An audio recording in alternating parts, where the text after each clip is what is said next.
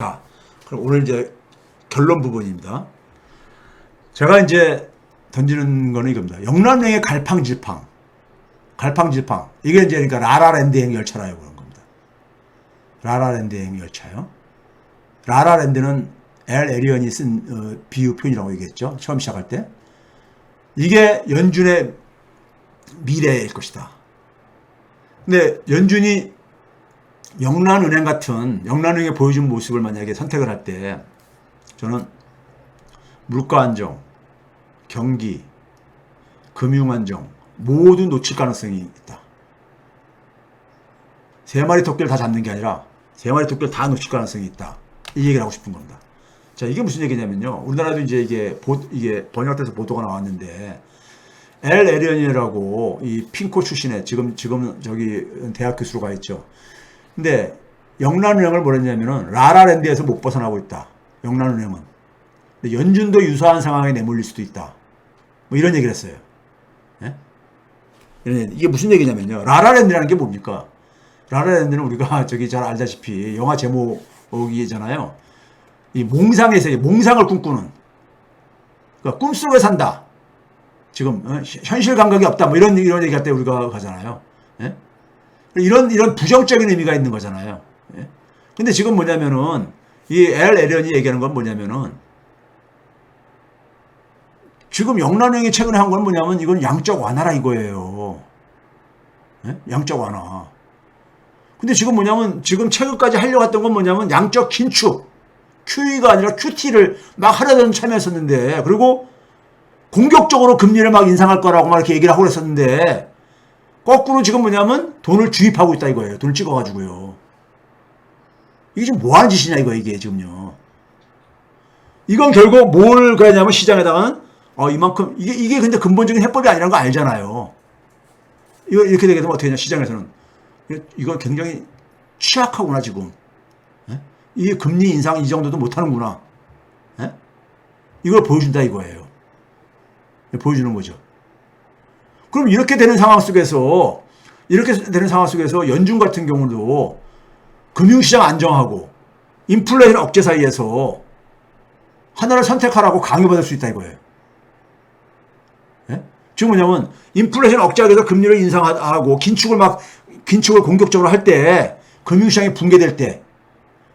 붕괴되는 어떤 조치가 또 나타나게 되면 영란은행처럼 다시 또 유동성을 투입하는 이러한 그러니까는 또 조치를 영란은행처럼 하지 말라는 법이 어딨냐 이거죠. 그런 지금 조짐이 보인다 이거예요. 그런 조짐이. 그러면 어떻게 되겠습니까요? 이게 뭐 인플레도 그러니까 시장은 그러면 인플레도 가고 시장에서는 연준이 그런 모습 보이는 순간 어떻게 되겠습니까? 자산시장에 일시적인 부문이 일어나겠죠. 주식시장이 다시 주가가 올라가고 이런 일이 일어나겠죠. 그렇죠? 그 대신에 그 순간에 인플레이션 잡는 거는 물 건너가는 거죠. 그리고 금리는 이미 상당히 올려놨어. 예? 그러니까 금리를 그러니까 계속 인상하는 것은 계속해서 가면서 그러니까 만약에 어떤 이 영국이 직면했던 것처럼 그런 문제가 직면할 때 연준도 만약에 금융 안정을 위해 가지고 개입을 한다면 다시 돈을 푼다면은 이거 뭐냐? 이게 라라랜드가 된다 이거죠. 라라랜드가 된다 이거죠. 그러니까 연준도 그러니까는 이 금융시장이 불안정일 때 개입을 할 가능성이 높지 않냐? 어? 이 영란은행이 보여준 것은 그런 것을 지금 보여주는 게 아니냐? 근데 한편에서는 뭐냐면 지금 그런 문제가 발생하기 전까지는 금리 인상도 예정대로 계속 할 게 아니겠냐 이거죠 저는요. 예? 그런 문제가 발생하기 전까지는. 그러면은 연준은 뭐냐면 다시 돈을 풀어가지고 자산시장 붐을 만들고 그러면 경기 침체를 그래가지고 완화시키고 그러면 인플레 억제 노력은 약화되겠죠. 예? 약화되겠죠. 근데 문제는 뭐냐면은 금리 인상도 병행이 되기 때문에 자산시장 붐은 옛날처럼 그런 자산시장 붐은 오지 않는다 이거예요. 팬데믹 기간 때 왔던 거라든가 금융위기 이후처럼 그렇게 해가지고 그런 자산시장 붐은 과거에 그런 자산시장 붐은 없다 이겁니다. 최근에 그럼 지금 봐보세요. 영란은행 개입하고 나는 이후에 한 이틀 정도 그러니까는 쫙 올라갔죠. 예? 주가가요. 근데 그렇게 이게 올라갈 이유가 없는 거잖아요, 사실은요. 올라갈 이유가 없는 것들이 올라가는 것은 오래 못 갑니다. 예? 그러니까 금세 꺾이잖아요. 이게 식잖아요. 그러니까 연준이 그렇게 해가지고 다시 돈을 푼다 하더라도 자산시장 붐은 제한적일 수밖에 없고, 그럼 경기 침체 완화 효과도 제한적일 수밖에 없다 이거죠. 그러면 경기도 못 잡고 제대로 못 잡으면서, 그러면서 뭐냐면 시장에다가는 인플레 억제에 대한 인플레 억제 노력에 대해서는 이거는 그러니까 엇박자를 지금 내보내는 거잖아요. 예? 인플레가 계속 지속될 가능성이 있고, 그러면 높은 인플레가, 그러니까 경기도 완전히 살리지 못하면서 인플레도 상당한 수준의 인플레가 지속되고, 그러면서 어떻게 되겠습니까? 자산시장, 금융시장은 여전히 뭐냐면은 자신감을 잃죠. 뭐 해결된 게 아무것도 없으니까. 해결된 게 없는 상태라는 것은 언제든지 그러니까 그러니까 금융시장에서 뭔가가 터질 수 있는 이런 불안한 상황이잖아요. 금융시장의 불안이 그러니까 여전히 잠재되어 있는, 그래서 언제든지 그것이 변동성으로 확 나타날 수 있는 폭풍 속의 차찬처럼요. 이런 상태가 잘못하면 만들어질 수가 있다. 그러니까 이걸 라라랜드에다 비교하는 이유는 뭐냐면은 연준이 그러니까 그런 것을 그러니까 다시 돈을 풀어가지고 해결할 수 있다는 착각을, 영란은행이 돈을 풀어가지고 개입을 해가지고 해결할 수 있는 거 아니잖아요. 해결할 수 있는 거 아니잖아. 기본적으로 영국에 그러니까는 이 국채 가격이 떨어지고 하게 되고 파운드 가치가 떨어지게 된 것은 그 이전에 감세한 발표되기 이전부터 진행됐던 거잖아요. 감세한 발표하기 전에부터 쭉 진행됐던 거잖아요. 파운드와 가치가 80대 수준으로 쭉 떨어졌던 거라든가, 예? 그렇죠? 국채금리가 올라갔던 것들은, 상당히 올라갔던 것들은 그거 관계없이 진행됐던 거잖아요. 감세한 거 관계없이. 그렇죠? 그런데 영란은행의 개입이 그러니까 그런 문제를 해결할 수 있는 게 아니잖아요. 그러니까요. 그렇죠? 영란은행은 긴축을 하겠다고 오히려 얘기했었고. 그런 점에서 이 라라랜드라는 것은 물가 안정도 요원해주고 못 잡고, 경기는 그러니까는 활력을 잃고, 금융시장은 굉장히 변동성이, 그러니까 이 물밑에 굉장히 불안이 이 잠복되어 있는 이런 상태. 네? 이런 상태가 만들 수 있다 이겁니다. 잘못하면요. 만들 수 있다 이거죠. 그러니까 이게 처음부터 그러니까는 해법은 아까 은쿠타테에서 얘기한 게 딱 맞습니다. 은쿠타 사무총장이 얘기한 게 맞아요. 이건 정치적인 의지 가지고 해결할 수 있는 문제다 이거예요. 근데 그거는 현실적으로 굉장히 요원해 보이죠. 전 세계 지도자들이 지금 그런 얘기를 하는 지도자가 하나도 없잖아요. 네? 결국은 경제가 이렇게 우리가 위기에 빠질 때는 되게 정치의 문제입니다. 정치의 문제예요. 세계도 마찬가지로요. 정치의 문제거든요. 그런 점에서 이 영란은행의 영란은행의 이번에 개입과 그다음에 개입 이후의 모습은 이게 연준의 미래를 그러니까 지금 상징적으로 보여주는 것이라고 저는 이것을 해석을 하는 겁니다. 네? 해석을 하는 거예요.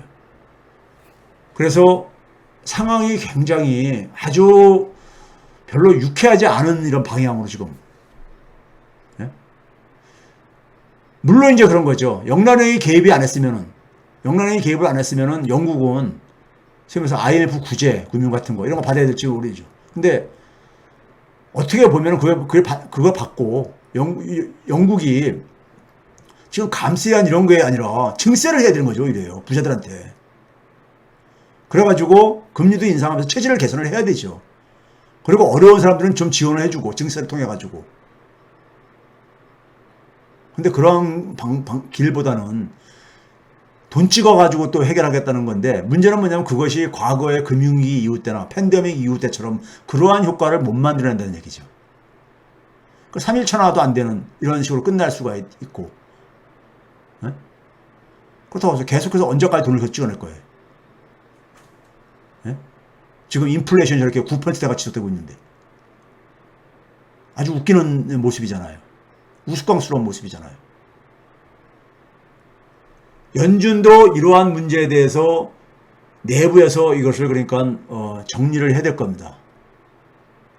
문제는 이게 저는 처음부터 계속 얘기했지만 정치 실패가 만들어낸 것을 중앙은행들이 이것을 해결하려다 보니까는 이게 꼬이는 겁니다. 스텝이 꼬이는 거죠.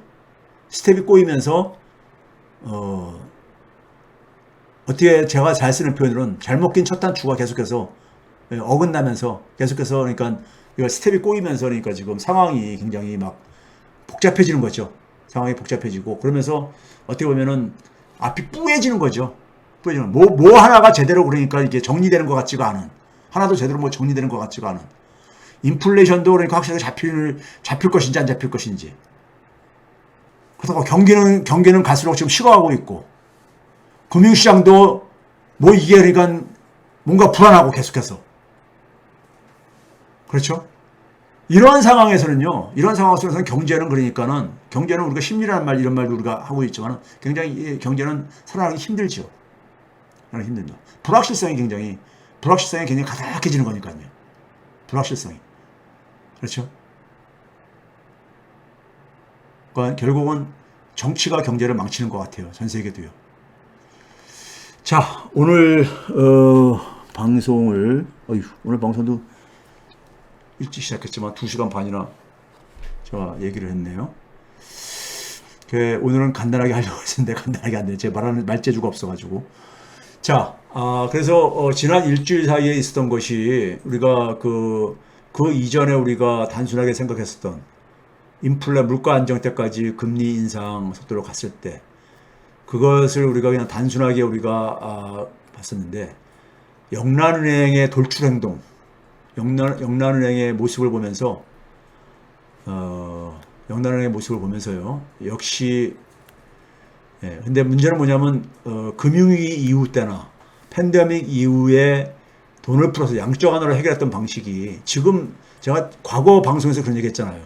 지금은 소위 말해서 중앙은행이 돈을 푸는 방식으로 해결할 수 있는 이런 상황이 아니다.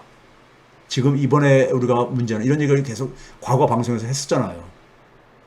근데 그게 그게 다시 재판되네요. 재판되면서 이게 이제 그러니까는 그 문제는 뭐냐면 해결책도 되지 못하면서 오히려 그러니까는 불확실성만 저는 더 넓히는 이런 지금 굉장히 좀 우울한 지금 그러니까 그 경제학이 원래 디스멀 사이언스라는 이런 말도 있지만 굉장히 이거 우울한 지금 이런 저는 이 분위기로 연말돼 가면서 이렇게 지금 상황이 흘러가는 것 같아요. 그래서 좋은 소식을 못 전해서 좀 죄송한데 연준이 지금 우리가 과거처럼 공격적으로 지금 뭐 이렇게 돈을 풀어가지고 이렇게 할 수 있는 상황은 아니잖아요. 영란은행도 그러니까 뭐 그러려고 푼 건 아니고 그냥 연준 기금이 파산하는 걸 막기 위해서 그러니까 불가피하게 이제 그러니까는 뛰어들었지만 그게 이제 시장에 잘못된 신호를 만들고 그 결과로 그러니까는 결과적으로 그러니까 상황이 전부 다 그러니까 막 이게 엉망진창이 돼버리는 지금 상황이 엉망진창으로 가는 이런 상황 같아서 제가 안타까워하는 겁니다. 물론 이건 제 개인적인 이제 견해고 여러분들이 그러니까 그것에 대해서 얼마나 받아들이냐 하는 것은 여러분들의 몫이고요. 제 오늘 방송은 여기까지 좀 하도록 하겠습니다.